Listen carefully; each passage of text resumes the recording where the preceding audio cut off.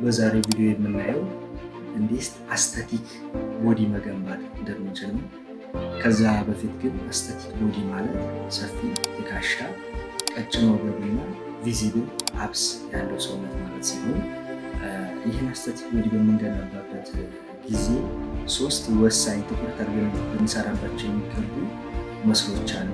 የመጀመሪያው አፐር ቸስት፣ ሁለተኛው ጀርባ፣ ሶስተኛው ደግሞ አፕስ ሲሆን ለአፐር ቸስት ጂም የምትሰሩ ከሆነ ቤንች ፕረስ፣ ዳምፒል ቤንች ፕረስ መጠቀም ትችላላችሁ። በቤት ውስጥ የምትሰሩ ካላችሁ ደግሞ ዴክላይን ፑሽ አፕ መጠቀም ትችላላችሁ ማለት ነው። ለጀርባችን ደግሞ ዋነኛው እንቅስቃሴ ፑልአፕ ነው። ከፑልአፕ በተጨማሪ ደግሞ ላት ፑል ዳውን መስራት ትችላላችሁ ማለት ነው። በሶስተኛ ደረጃ የምናገኘው አፕስ ነው። ለአፕሳችን ደግሞ ሌግ ሬዝ፣ ፕላንክ መስራት እንችላለን። እነዚህን ኤክሰርሳይዞች አሪፍ አድርገን ከሰራን ቢያንስ ከ2 እስከ 3 ወር አስቴቲክ ቦዲ መመልከት እንችላለን።